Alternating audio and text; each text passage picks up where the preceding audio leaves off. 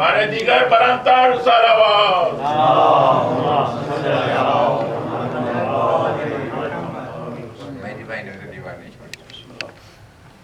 فاتحہ.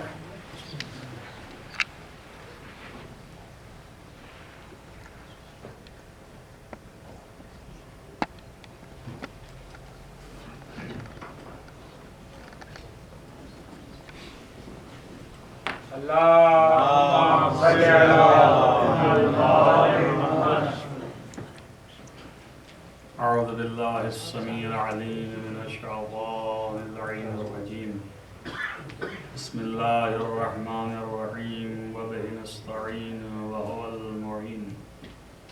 الحمد لله رب العالمين والعاقبة للمتقين والجنة للموحدين والنار للملحدين والمنكرين. الصلاة والسلام على سيد الأنبياء والمرسلين خاتم النبيين مولانا مولى الكونين جد الحسن والحسين عبد القاسم محمد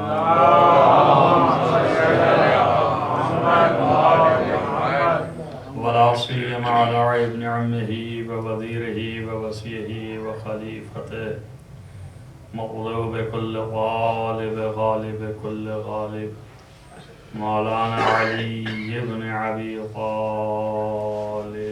اللهم صل على محمد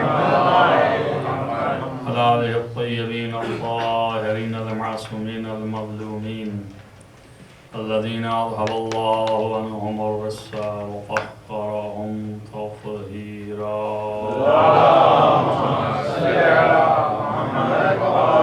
ولعنة الله على أعدائهم أجمعين من يومنا هذا إلى قيام يوم الدين. أما بعد فقد قال الله سبحانه وتعالى في كتابه الحكيم بسم الله الرحمن الرحيم ومن الأعراب من يؤمن بالله واليوم الآخر ويتخذ ما ينفق قربات عند الله وصلوات الرسول ألا إنها قربة لهم سيدخلهم الله في رحمته إن الله غفور رحيم. صلوات محمد وعلى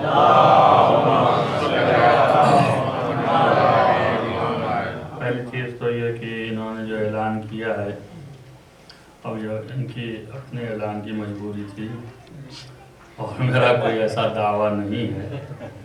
آپ حضرات جو بھی سوال کریں گے میں کوشش کروں گا جو مجھے آئے گا تو جواب دوں گا.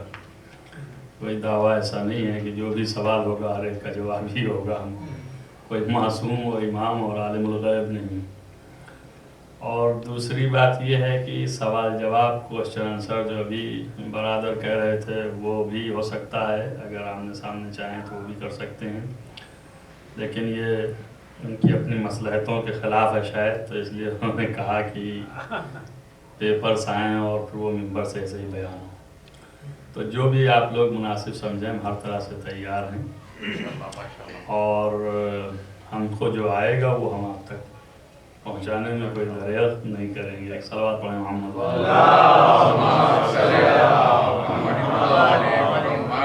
میں نے کل اس آیت کو تلاوت کی تھی سورہ توبہ کی ہے اور اس میں نے تشریح کی تھی آپ کے سامنے کہ اللہ نے بہت صاف ستھرا اور روشن طریقے سے اس آیت میں ذکر کیا ہے ان بزرگوں کے ایمان کو کہ جو عرب میں تھے اور ایمان بھی لے آئے, ایمان رکھتے تھے. ایسا ایمان تھا ان کا کہ قبل از نبوت وہ ایمان رکھتے تھے.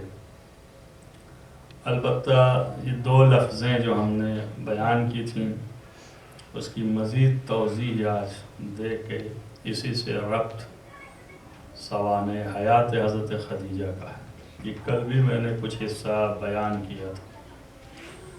پہلا ہی جملہ جو ہے اس آیت میں کہ من یؤمن باللہ والیوم الآخر من الاعراب، یعنی اعراب میں سے تو کل تشریح تھی کہ اعراب سے مراد کیا ہے، لیکن اس بات کی وضاحت کے بعد کہ ان عرب والوں میں سے کچھ ایسے ہیں جو اللہ پر ایمان رکھتے ہیں، ایمان لے آئے وہ، اور آخرت پر، صرف دو ہی لفظیں اللہ نے بیان کی۔ درا حال ہے کہ سنتے چلے آ رہے ہیں آپ کہ کم سے کم 5 اصل ہیں کہ جن پر اعتقاد ضروری۔ اللہ نے 2 ہی بیان کیا، ایک جو ہے وہ اللہ پر ایمان، وہ اللہ سے متعلق ہے کہ خود اللہ ایک ہے یعنی توحید، اور دوسرا جو ہے وہ آخرت پر ایمان کہ وہ بھی اللہ سے متعلق ہے، یعنی یہ کہ اللہ کو ایک مانا آپ نے تو یؤمن باللہ ہو گیا، اور یہ کہ آخرت کا ایک دن ہے، آخر دن، کہ جس دن اللہ فیصلہ کرے گا، قیامت کا دن، وہ بھی اللہ سے ہی متعلق۔ تو بس یہی 2 چیزیں کہی گئیں، اگر بعض جو 3 چیزیں اور تھیں وہ نہیں کہی گئیں تو ممکن ہے کہ بہت سے لوگوں کو شبہ ہو کہ شاید 2 ہی چیزیں جو ہیں وہ اصول دین ہیں، تیسری چیز نہیں ہے، چوتھی چیز نہیں ہے، 5ویں چیز نہیں ہے، یہ اصول دین نہیں ہے۔ شاید ممکن ہے کوئی، چونکہ جو قرآن کو کافی سمجھتے ہیں وہ قرآن کے ظاہر میں پھنس جاتے ہیں، اور جو قرآن کو کافی نہیں سمجھتے بلکہ قرآن کا مترجم اصل محمد و آل محمد علیہ السلام کو بھی مانتے وہ اس میں نہیں پھنس سکتے۔ اور یہ جو تشریح کروں گا میں اس کو حضرت خدیجہ کی زندگی پر بھی آپ پیادہ کیجئے، عملی طور پر، پریکٹیکلی طور پر تلاشیے۔ جب کہا کہ اللہ پر ایمان لے آئے تو اللہ پر اور آخرت ایک ابتدا ہے اور ایک انتہا ہے، مبدأ اور معاد، یعنی ابتدا اللہ کی ذات پر ایمان لے آنا اور انتہائے اعتقاد جو ہے وہ آخرت پر ایمان رکھنا۔ تو ان 2 کے بیچ میں 3 چیزیں اور ہیں جو انہی 2 کے درمیان ہیں، اور وہ انہی سے متخذ ہے۔ آخرت تک پہنچ ہی نہیں سکتا جب تک کہ اللہ کی عدالت کا قائل نہ ہو۔ جب اللہ کی عدالت کا قائل ہوگا تبھی آخرت کے دن اس کے فیصلے کا تصور ہوگا۔ لہذا عدالت جو ہے وہ دوسرا جز ہے اور اصل دین ہے، اور تقاضائے عدالت الہی اس وقت تک حقیقی طور پر متحقق نہیں ہو سکتی جب تک کہ وہ اپنے قوانین جو خود بنائے ہیں ہم تک نہ پہنچائے۔ اگر وہ قانون نہ بتائے، قانون نہ پہنچائے تو ہم کیسے جانیں کہ اس کا کیا حکم ہے؟ عقل تنہا کافی نہیں ہے کہ عقل سے ہم سمجھ لیں کہ اللہ کا حکم یہ ہے، لہذا لازم ہے کہ کوئی ایسا ہو جو اللہ کے حکم کو پہنچائے ہم تک۔ جہاں یہ تصور آیا اسی کا نام رسالت ہے۔ تو بس تیسرا اصل جو ہے وہ پہلے ہی ایمان کے اندر خابیدہ ہے۔ اس لیے کہتے ہیں کہ اس وقت تک توحید جو ہے وہ توحید کامل نہیں ہو سکتی جب تک کہ آپ ان 2 پر اعتقاد نہ رکھیں۔ لیکن مسئلہ یہ بھی ہے کہ ایک ہی زمانے میں حکم خداوندی کو تمام نہیں ہو جانا. ظاہر ہے کہ قیامت تک دنیا رہے گی تو قیامت تک کے بندوں کے ساتھ احکام کا پہنچانا اس کا فریضہ ہے. اور حکم ہر زمانے کے لحاظ سے ایک ایسا شخص ہو کہ اپنے زمانے کے تمام لوگوں سے زیادہ علم رکھنے والا ہو اور ان کی ساری ضروریات سے اسی طرح واقف ہو جس طرح خالق اس کو خلق کرتے وقت واقف ہے.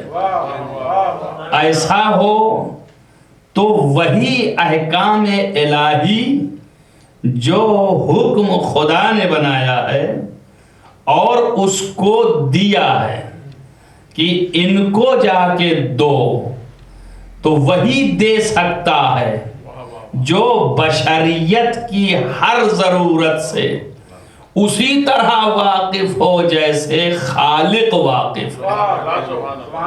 دوسرا نہیں بتا سکتا ہے، دوسرا تو عقلی گدے لڑائے گا، عقلی فیصلہ کرے گا. خالص چند چیزوں کی روشنی میں دیکھ کر کے وہ چیز کو بتا دے گا، لیکن حقیقت اور ضرورت کیا ہے یہ وہی بتا سکتا ہے کہ جو خلق اور مخلوق اور خلقت کے درمیان مشاہدہ کرتا رہا، اور یہ غیر از امام کوئی نہیں ہو سکتا.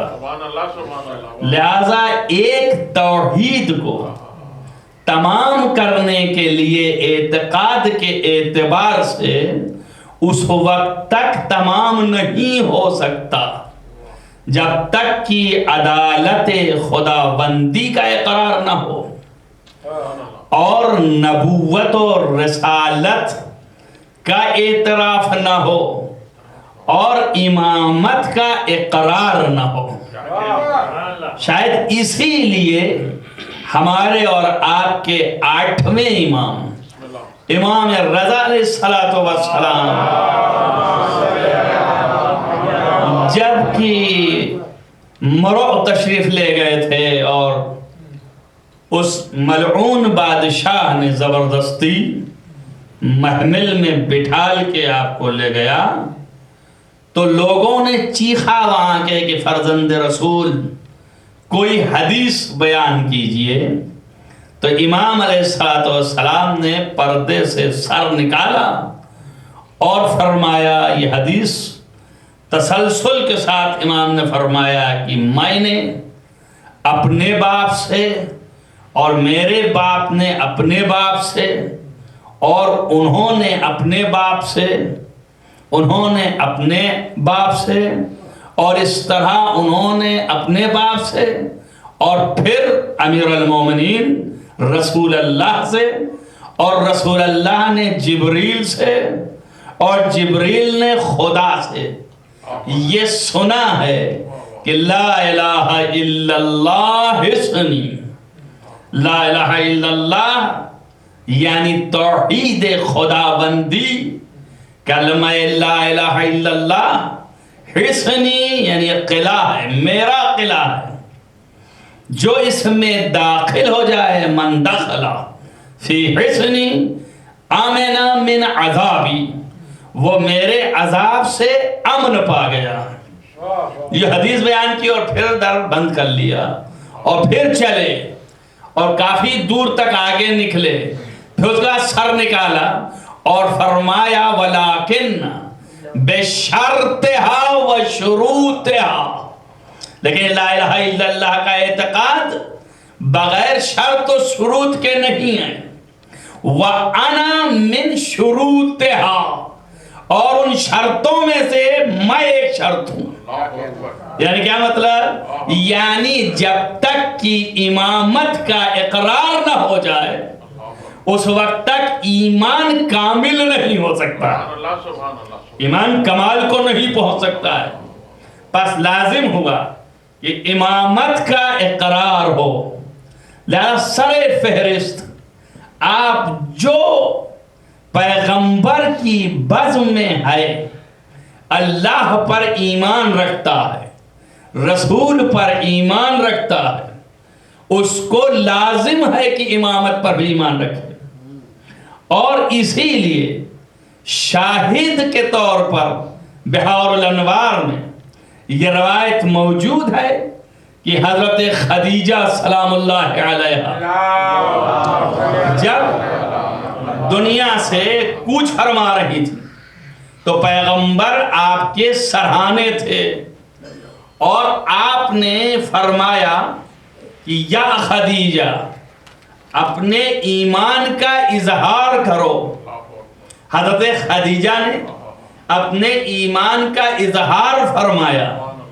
جب حضرت خدیجہ نے رسالت آن حضرت کا اقرار کرا تو آپ نے فرمایا پھر اقرار ولایت و اولی الامری بھی فرماؤ.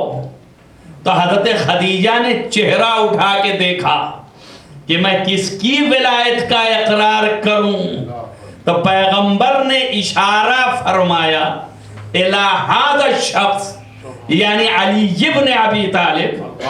اور حضرت خدیجہ نے علی کی ولایت کا اقرار کیا، اور پیغمبر یکے بدیگر ہر ایک ولی کا نام لیتے گئے اور خدیجہ دہراتی رہیں، یہاں تک کہ جب آخری نام پر پہنچے تو خدیجہ نے پوچھا یا رسول اللہ یہ کون ہیں؟ کہا یہ تمہاری نسل کا وہ سرتاج ہے کہ جس کی وجہ سے کائنات میں ہم تمام انبیاء کی آبرو منشأ ظہور پر آئے گی. ایک صلوات پڑھیں محمد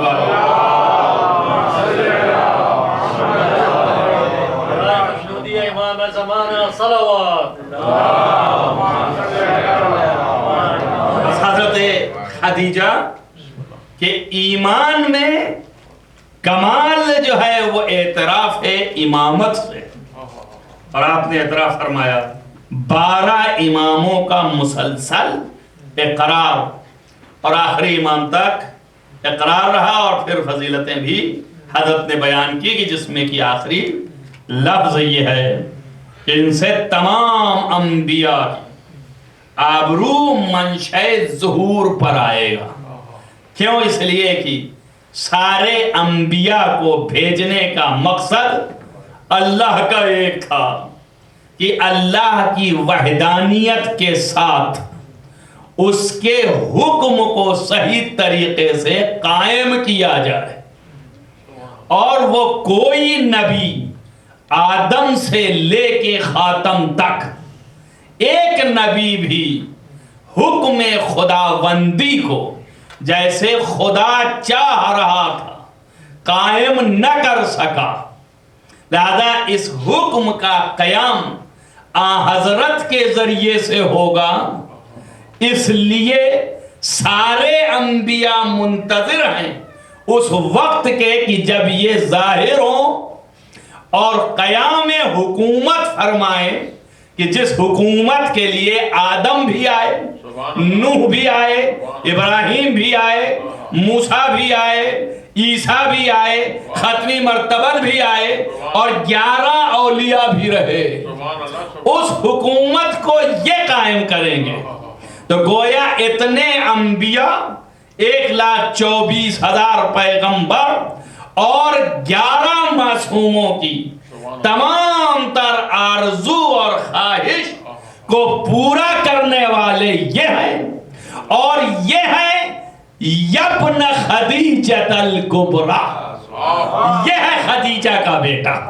ایک صلوات پڑھیں محمد والا.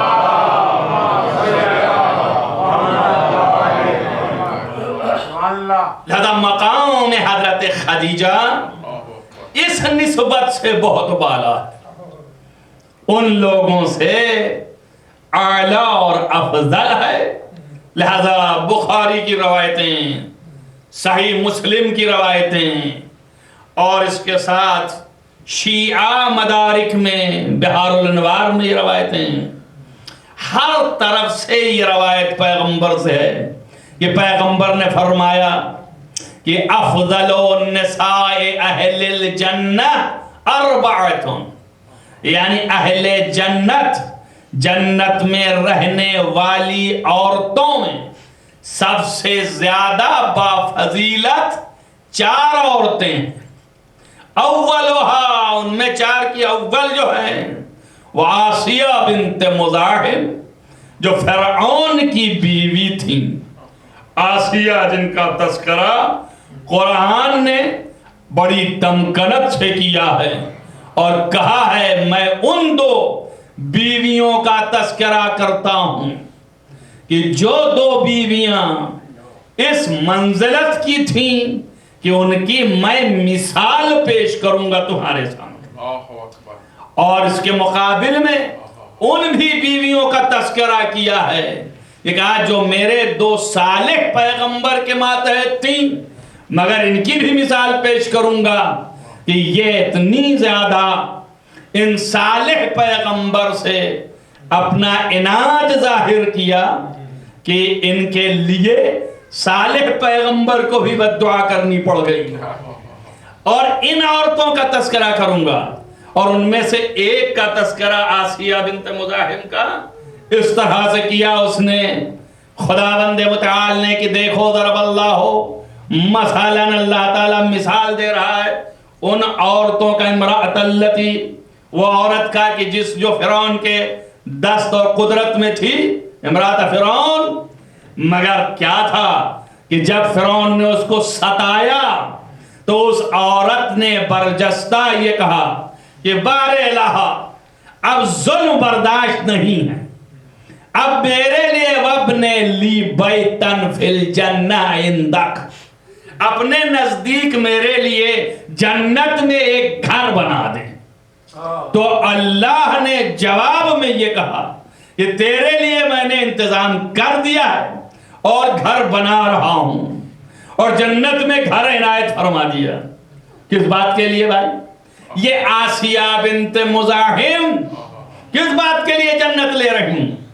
فرعون کی زوجہ ہیں، فرعون کے گھر میں رہ رہی ہیں، فرعون کائنات کا سب سے بڑا کافر انسان ہے، لیکن کافر کے گھر میں رہ کے خدا کی اس طرح سے اطاعت فرمائی کہ کہنے پر خالی تمنا کیا کہ اپنے نزدیک مجھے گھر دے، تو جواب آیا کہ میں نے اپنے نزدیک تیرا گھر بنوا دیا، صرف اس بات پر کہ اطاعت الہی کیا۔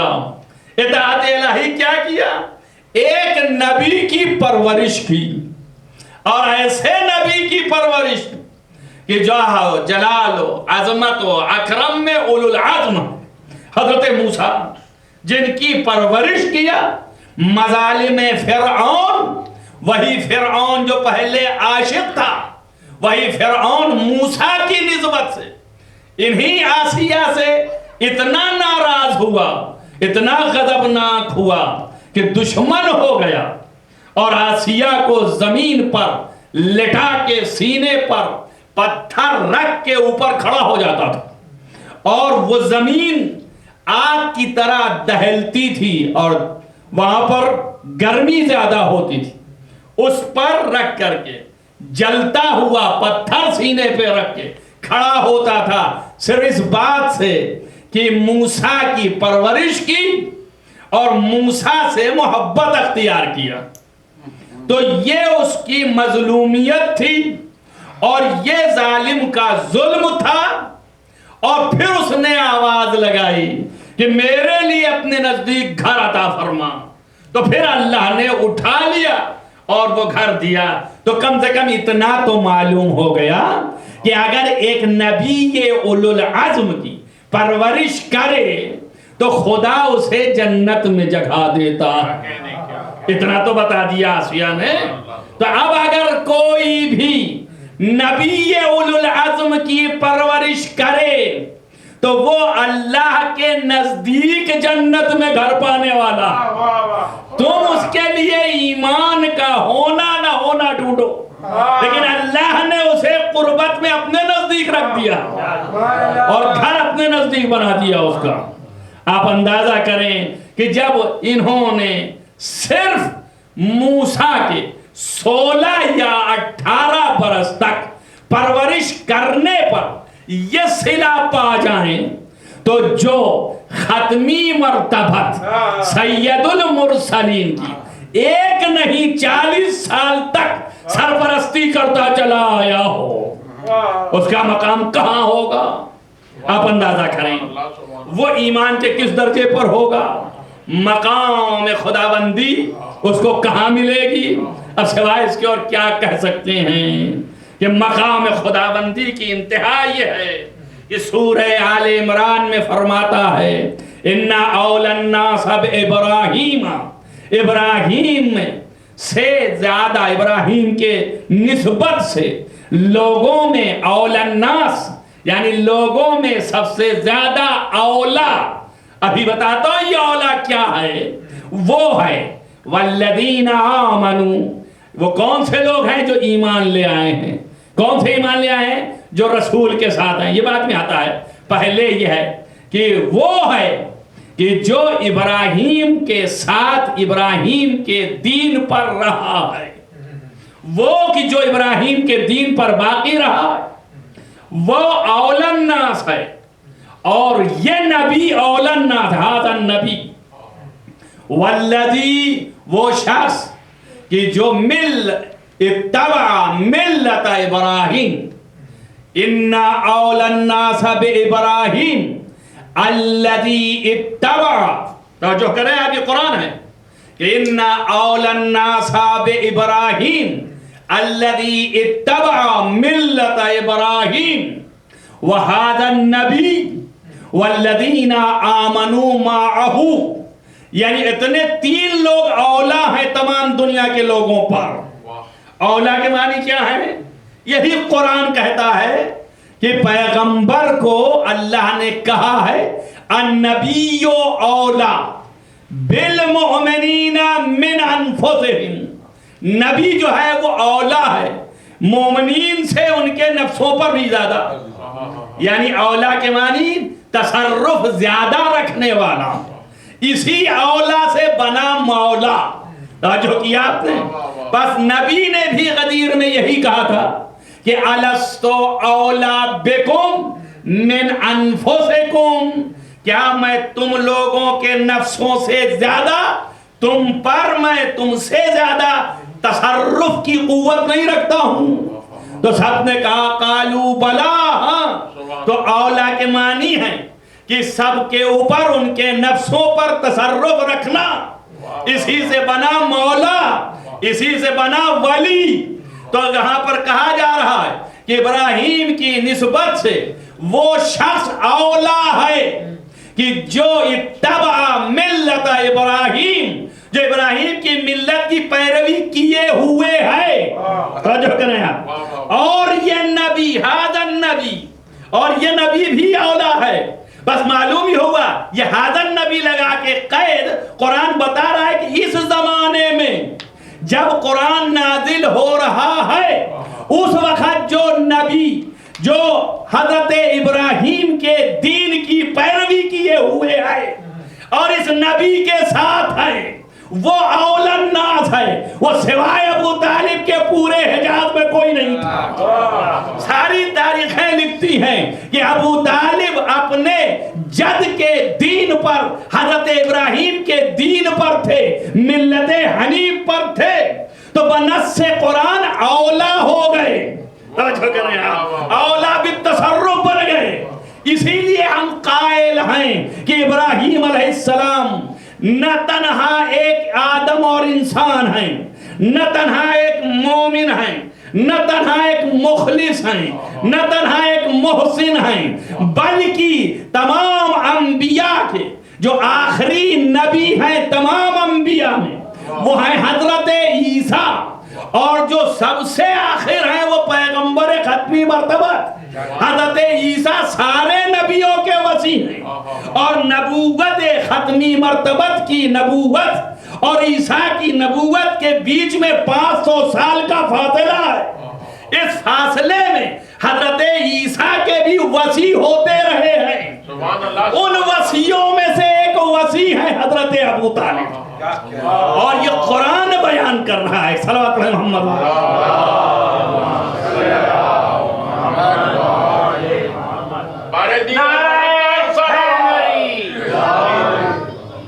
دیکھیں آپ یہاں تک پہنچ گئے. صلوات پر محمد و آل محمد. یہ حضرت ابراہیم کی نسبت سے اول الناس. حضرت ابو طالب اول الناس ہیں. تب سوچئے آپ کہ جب باپ اولا ہے تو بیٹا کو مولا ہونے میں زیادہ ٹائم تو نہیں لگنا چاہیے. نہیں ہوا کہ باپ اولا تھا تو بیٹا غدیر میں مولا ہوا. یہ نسبت اس لیے حاصل ہوئی کہ حاضر نبی، اس نبی کے ساتھ اس نے جو خدمت انجام دی اس خدمت کا صلہ ہے. بس ہم یہاں بیان کر رہے تھے آپ کو کہ سب سے اعلیٰ اور افضل جنت کی تمام عورتوں میں 4 عورتیں، ایک آسیہ بنت مزاحم جو فرعون کی بیوی، اور ایک حضرت مریم، اور تیسری حضرت خدیجہ جو کہ افضل ہیں آسیہ سے بھی، افضل ہیں مریم سے بھی، اور پھر اس کے بعد چوتھی ہے حضرت سیدہ سلام اللہ علیہا جو افضل ہیں ان تینوں سے. دوسری جگہ پر ہے کہ افضل نساء اہل جنہ، افضل نساء فی الدنیا یا خیر نساء عالمین. اس طرح کی روایتیں مختلف لہن میں، یعنی تمام دنیا کی عورتوں میں سب سے زیادہ افضل عورتیں 4 ہیں، یا جنت کی عورتوں میں، یا دنیا کی عورتوں میں، یا دنیا میں رہنے والی عورتوں میں. ان 4 میں سے اول آسیہ، دوم مریم. مریم کون ہے؟ اس نے اشارہ کیا تھا کہ ان اللہ اصطفاک وطہرک واصطفاک علی نساء العالمین. مریم وہ ہیں کہ جن کو اللہ نے چنا ہے، پھر پاک کیا، پھر چنا ہے. استفاء کی لفظ یاد رکھنا میرے بھائی، یہ قرآن ہے. اور آپ اندازہ کریں، میں نے ایک بات کہی تھی بیچ میں کہ ان سب میں افضل دونوں میں حضرت خدیجہ ہیں. اسی طرح پیغمبر نے بیان بھی کیا ہے. ممکن ہے کوئی اعتراض کرے کہ مریم کا مرتبہ بلند ہے، حضرت خدیجہ کیسے ہو گئی افضل؟ تو میں اس کے ثبوت میں 2 باتیں آپ کو پیش کرتا ہوں.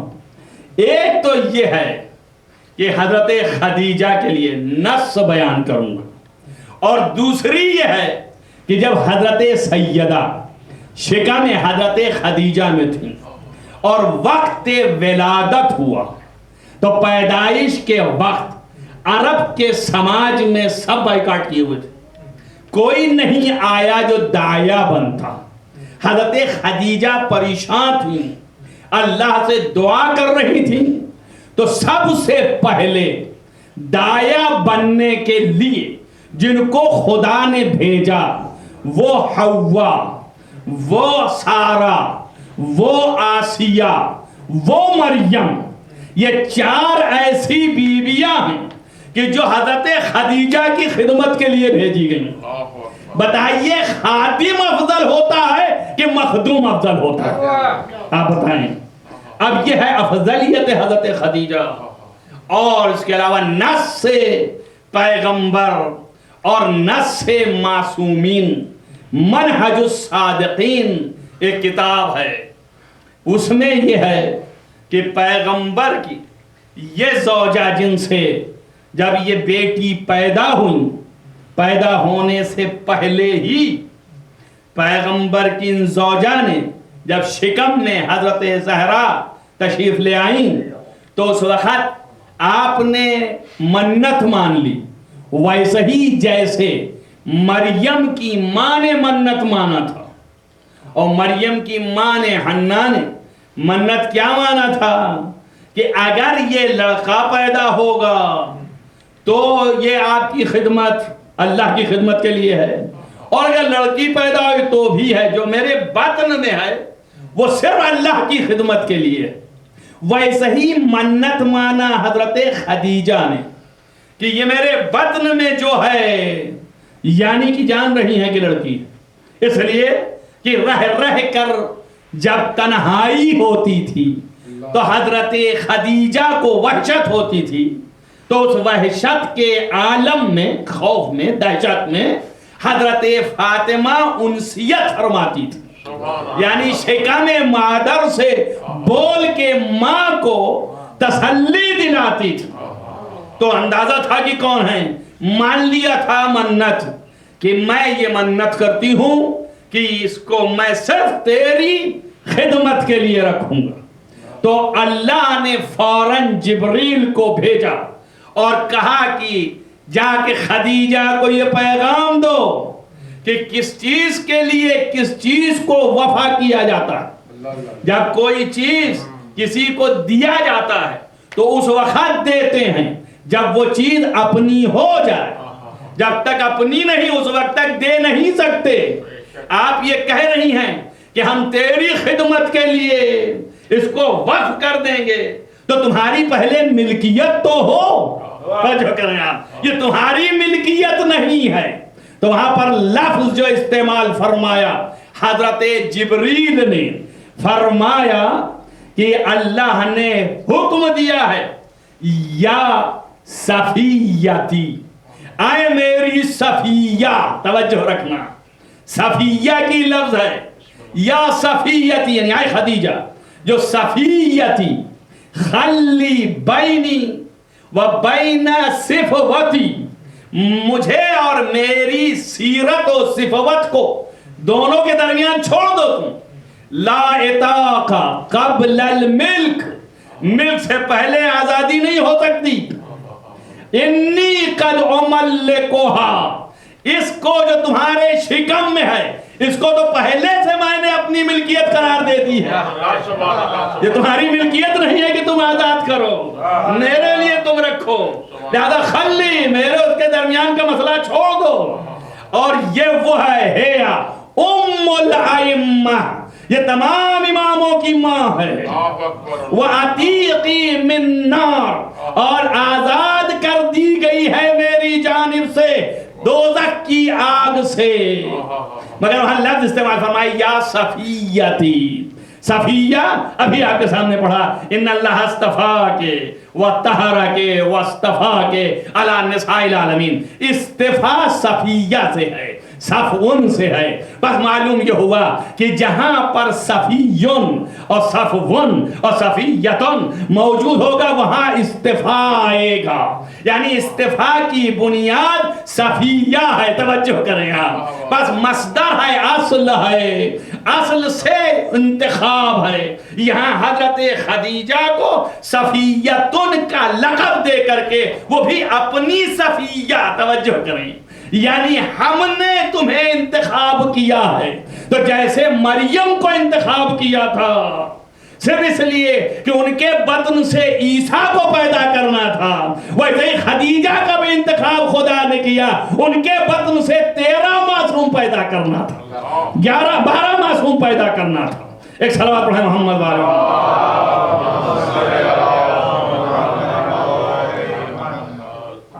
ام الائمہ حضرت زہرا کہ جن سے 11 معصوم پیدا ہیں، اور وہ پیدا ہیں حضرت خدیجہ سے۔ چنانچہ ایک روایت کے مطابق کہ حضرت فاطمہ زہرا سلام اللہ علیہا بہت ہی غمزدہ ہیں اور گریہ فرما رہی ہیں، نبی کبھی بھی فاطمہ کو روتا نہیں دیکھ سکتے تھے۔ جیسے ہی داخل ہوئے دیکھا سید عالمین گریہ فرما رہی، فرمایا بیٹی کیوں رو رہی ہو؟ فرمایا یا ابتے، اے میرے بابا، میں نے کبھی کوئی شکایت آپ سے کی ہے؟ آپ نے فرمایا نہیں۔ کہا لیکن آج مجھے اتنا غم پہنچا، میں یہ شکایت کر رہی ہوں آپ سے۔ فرمایا کیا شکایت ہے؟ کہا ہاذہی، یہ عورت جو کہ نبی کے گھر میں تھی، کہ جو قرآن جن کو ام المومنین بھی کہتا ہے، یہ عورت آپ نے یوں اشارہ کیا، کہا حاضہی، سامنے تھی وہ، کہا حاضہی، اس عورت نے افتخار کیا ہے کہ میں اور میری جوانی، وَأَيْنَ الْخَدِيجَةِ، اور خدیجہ کہاں، کہ العجوزہ، کہ وہ بوڑھی عورت تھی، میری ماں کی اہانت کیا، مجھے سب برداشت ہے لیکن ماں خدیجہ کی اہانت برداشت نہیں، اس لیے میرا دل کبیدہ خاطر ہو گیا۔ تو پیغمبر نے، یہ نص ہے پیغمبر کی، اس بات کی، خدیجہ 12 معصوم کی ماں، پیغمبر نے برجستہ ارشاد فرمایا، یا بنیت یا بنتی، یا میری بیٹی، کیا یہ تمہارے لیے اما کفا لکے، کیا تمہارے لیے یہ کافی نہیں ہے کہ انا بطنا امک کانا للامامت وعاہن، تمہارے ماں کا شکم، تمہارے ماں کا شکم، کیا تمہارے لیے کافی نہیں ہے کہ تمہارے ماں کا شکم امامت کی ولادت کا مرکز ہے؟ توجہ کریں آپ، یہ عظمت کی انتہا ہے، معصومین کی خلقت کا ذریعہ جو بن جاتا ہے اس کے بھی مقدر ثمر جانتے ہیں۔ یہ وہ ہے خدیجہ عظمت والی کہ صفیہ کا لقب دیا، بطن خدیجہ منسوب با عصمت کبریٰ ہوا کہ جہاں سے معصومین پیدا ہوں گے وہ حضرت خدیجہ ہیں۔ اور اسی مقام پر بخاری نے لکھا، آج بھی لکھا ہے، بحمد اللہ جا کے پڑھیے آپ بخاری میں، کہ حضرت عائشہ جب ذکر فرما رہی ہیں، ام المومنین ہے نا، تو مومنین جا کے دیکھیں کہ کس طرح کا کیریکٹر تھا اور کتنا حسد تھا۔ حسد اگر سامنے والے سے کیا جائے موجود ہو تو پھر بھی کچھ وجہ سمجھ میں آتی ہے، لیکن وہ جو کہ دنیا سے چلی گئی اس سے بھی حسد، محض اس لیے کہ جو چلی گئی تو ایسا وارث چھوڑا ہے، یہ کائنات میں کوئی اس کا مثیل نہیں ہے، خود بھی کوئی مثل میں نہیں آ سکتی، لہذا حسد ہے۔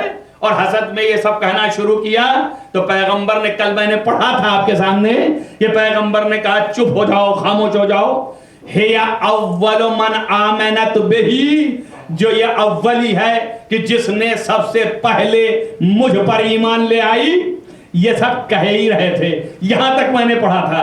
بخاری کے آخری فقرات سنے آپ، انتہائی فضیلت حضرت خدیجہ، اس سے بڑی فضیلت نہیں ہو سکتی۔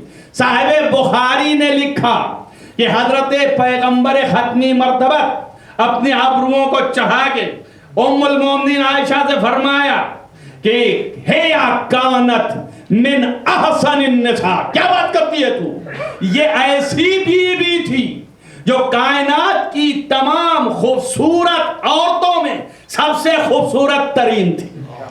ہیا کانت من احسن النساء جمالا، یہ وہ بیوی ہے جو تمام دنیا کی عورتوں سے جو حسن و جمال میں اعلیٰ ترین ہیں ان سے بھی زیادہ یہ حسن و جمال رکھنے والی تھی، احسن، ان سے بھی زیادہ حسن رکھنے والی، حسین ہے۔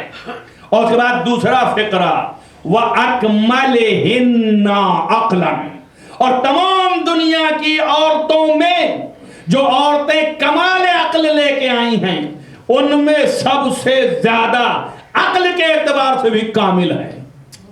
وَأَتَمَّهُنَّ رَائًا، اور تمام دنیا کی عورتوں میں جو رائے اور مشورہ اور فکر میں آگے ہیں ان سب میں سب سے زیادہ تمام و کامل رائے رکھنے والی خدیجہ تھی، ہے اکانت، یہ خدیجہ تھی۔ وَأَتَمَّهِمْ رَائِهِنَّ رَائًا وَأَكْثَرِهِنَّ، اور سب سے زیادہ ان تمام عورتوں میں، سب سے زیادہ ان تمام عورتوں میں خدیجہ کا مرتبہ اکثرہن، سب سے زیادہ، عفتاً، عفت میں سب سے زیادہ تھی۔ دنیا کی تمام عورتوں میں سب سے زیادہ عفت مآب بھی حضرت خدیجہ، عفتاً وحیاءً، اور حیا میں کوئی ثانی نہیں تھا، عفتاً وحیاءً ومروۃً مروت میں کوئی ایسا نہیں تھا کہ جو ان کا مقابل ہو سکتا، وَدِینًا، اور دین میں کوئی نہیں تھا جو ان کے ہمسری کر سکتا۔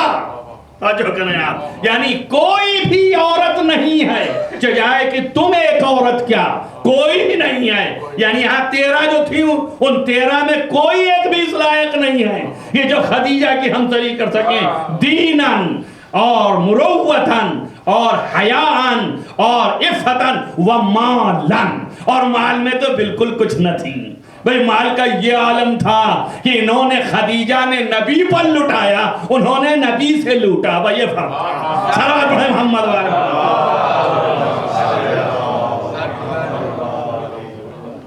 نعرہ حیدری۔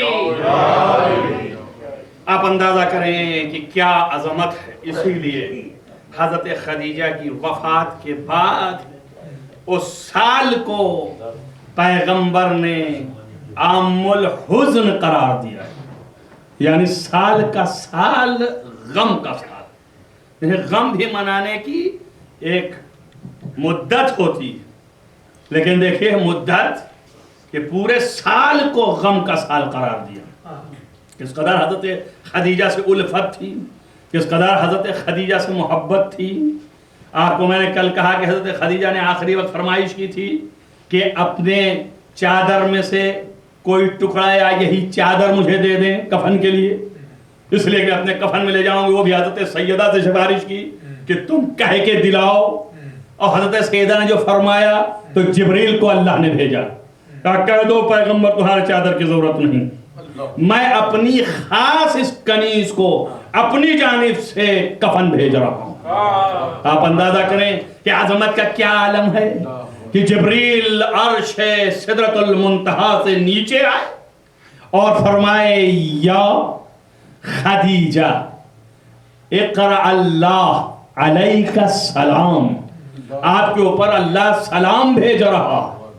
اور حضرت خدیجہ مسکرا کے فرماتی ہیں اللہ السلام، اللہ خود سلام ہے، ومنہ السلام، اور اس سے سوائے سلامتی کے کوئی چیز نکل ہی نہیں سکتی، وَإِلَيْهِ يَعُودُ السلام، اور ساری سلامتیاں اسی کی طرف پلٹ کے جاتی ہیں، وَيَا جِبْرِيلَ عَلَيْكَ السلام، اے جبریل تجھ پر میرا سلام ہو۔ آپ دیکھیں جیسا کلام خدا کا ہے اسی کلام کے مطابق خدیجہ کا کلام ہے۔ عظمت خدیجہ یہ ہے کہ عظمت کی انتہا ہے، فضیلت کی انتہا ہے۔ آج وہ بیوی دنیا سے اس کے جانے کا وقت ہے، ماہ رمضان ہے اور وقت میں گنجائش نہیں ہے کہ عظمت ایمان یہ ہے کہ نبی اس کے ایمان پر فخر کر رہا ہے، عظمت عمل صالح یہ ہے کہ اس کے مال کو خدا نے اپنا مال کہا ہے، عظمت حیات یہ ہے کہ اس کی زندگی کے بعد جب سیدہ کو غم پہنچتا ہے تو روایتیں کہتی ہیں کہ جبریل آتے ہیں تشفی کے لیے اور تشفی دیتے ہوئے یہ فرماتے ہیں کہ اے سیدہ آپ کیوں غم کرتی ہیں، آپ کی ماں جنت میں ایسے گھر میں ہیں کہ جس کے چاروں طرف 30,000 سورج کی چمک کے برابر جواہرات ٹکے ہوئے اور چمک رہے ہیں۔ ایسے گھر میں آپ کی ماں موجود ہے، آپ کیوں غم کرتی ہیں؟ عزیزہ بھی مرثیہ پڑھ رہے تھے اور اس میں یہ چند جملے تھے کہ حضرت خدیجہ کی وفات کے بعد حضرت سیدہ کا سن چھوٹا تھا اور 4 برس اور 5 برس کے درمیان تاریخی اختلاف ہے کہ اس چھوٹے سن میں ماں سے جدا ہو گئی اور نبی سے یہ منظر دیکھا نہیں جا رہا تھا۔ نبی بار بار سیدہ کو خدیجہ کی میت سے جدا کرتے تھے، سر پر ہاتھ پھیرتے تھے، پیار کرتے تھے۔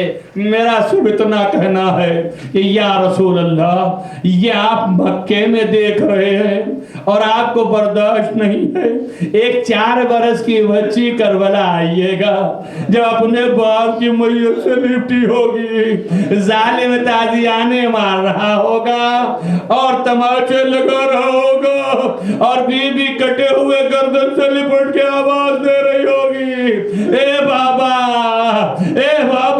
ظالموں نے خیمے میں آگ لگا دی، میرے کان سے گوشوارے بھی چھین لیے۔ عزیزان گرامی، میں بیوی سے کہوں گا کہ بیوی آپ کا بھی سن 4 برس کا تھا، آپ کو کسی نے تماچا تو نہیں مارا، بلکہ آپ کے باپ نے اور آپ کو تشفی دی، سر پر ہاتھ پھیرا، پیار کیا، اور اس کے ساتھ ساتھ باپ تھا، اور باپ آپ کو آغوش میں لیے تھا۔ لیکن سکینہ 4 برس کی تھی، باپ میدان کربلا میں شہید تھا۔ عزیزو آپ کہیں گے ماں تو تھی، لیکن عزیزو کیا کرتی، ماں کے بھی ہاتھ پسے گردن بندھے تھے، بچی کو کون لیتا، گلے میں رسن تھی، ماں کے ہاتھ سے رسن بندھی ہوئی اور بچی کا گلا گھٹتا تھا۔ جزاکم ربکم خیر الجزا۔ میں کہوں گا حضرت خدیجہ، آپ کی دولت کا یہ عالم تھا کہ جتنے غریب و بھوکے مکے و مدینے میں تھے، نبی نے ایک ایک کو پہنچا دیا کہ کوئی بھوکا نہ رہ جائے۔ لیکن آپ ہی کی اولاد شام کے قید خانے میں بھوک و پیاس میں اس طرح مبتلا ہے کہ آواز دیتی ہے کہ ارے ممکن ہے کہ تھوڑا پانی دے دو۔ جزاکم ربکم خیر الجزا۔ عزیزو جمعہ ہے، شب جمعہ اور جمعہ کی یاد میں یہ روایت لکھی جاتی ہے کہ جب حضرت سکینہ سلام اللہ علیہا شب کی تاریکی چھاتی تھی، ایک دن کھانا ملتا تھا، شام کے قید خانے میں ایک دن کھانا نہیں ملتا تھا۔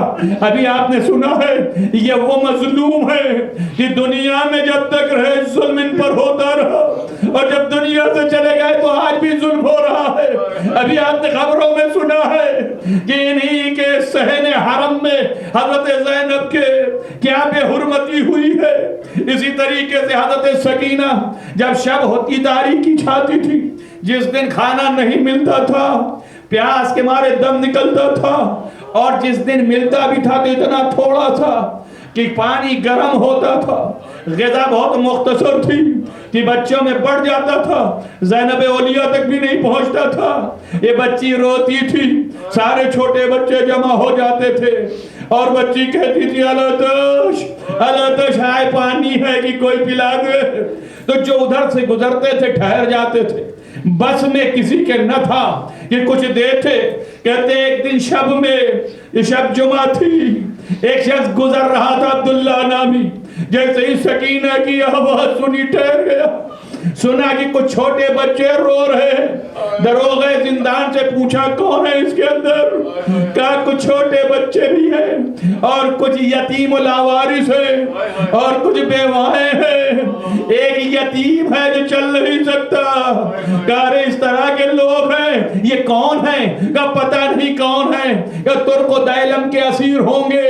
یہ کہتے ہوئے عبداللہ لوٹا، اپنے گھر گیا، اپنی زوجہ سے کہا جو تو اس شب کو نظر دلاتی ہے، اس کھانے کے مستحق پورے شام میں اس قید خانے سے زیادہ کوئی نہیں ہے، اس کو لے چل وہاں دے۔ نظر ہوئی، زوجہ نے خان کو سر پر رکھا، آگے آگے چلی، پیچھے پیچھے شوہر، اور جب قید خانے کے قریب پہنچے تو ایک مرتبہ عبداللہ نے دروغہ زندان سے کہا کھول دے تاکہ یہ غذا ان غریبوں کو پہنچا دی جائے، ان لاوارثوں کو دے دیا جائے، یہ بھوکوں کو کھلا دیا جائے۔ دروغہ زندان نرم تھا، کھول دیا۔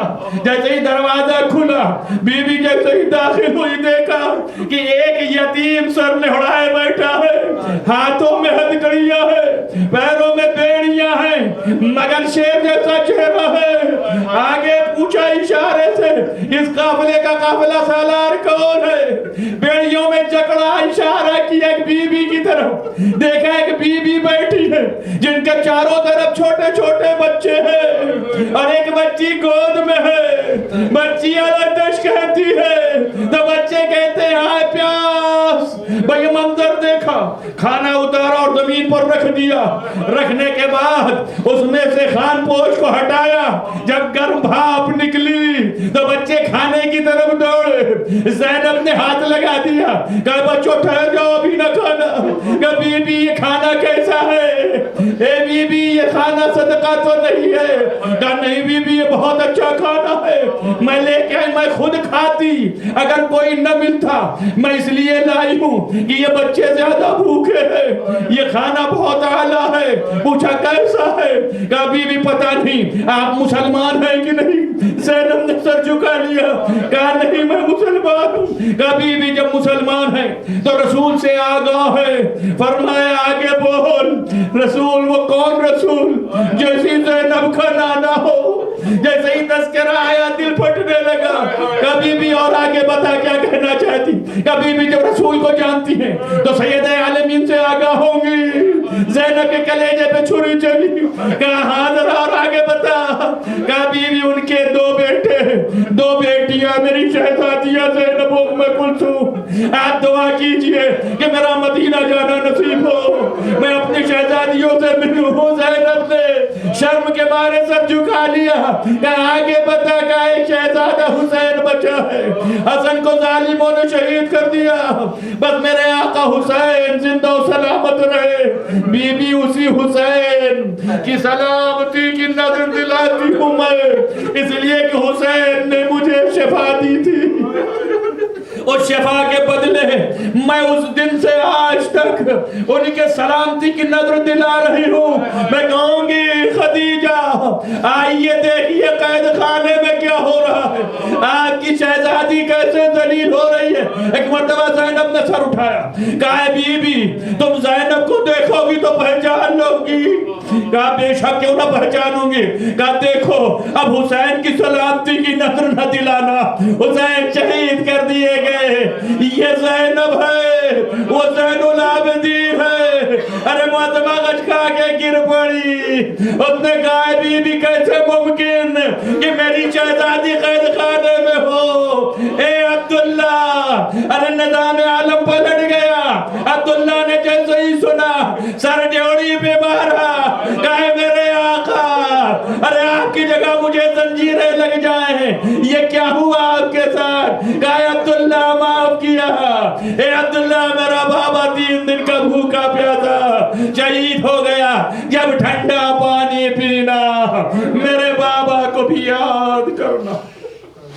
سيعلم الذين ظلموا ينقلبوا منقلب اللهم اني اسالك بحق فاطمه وعليها ووالدها وبنيها والسر المستودع فيها ان تصلي على محمد وآل محمد بارك لها في واسطه محمد وآل محمد۔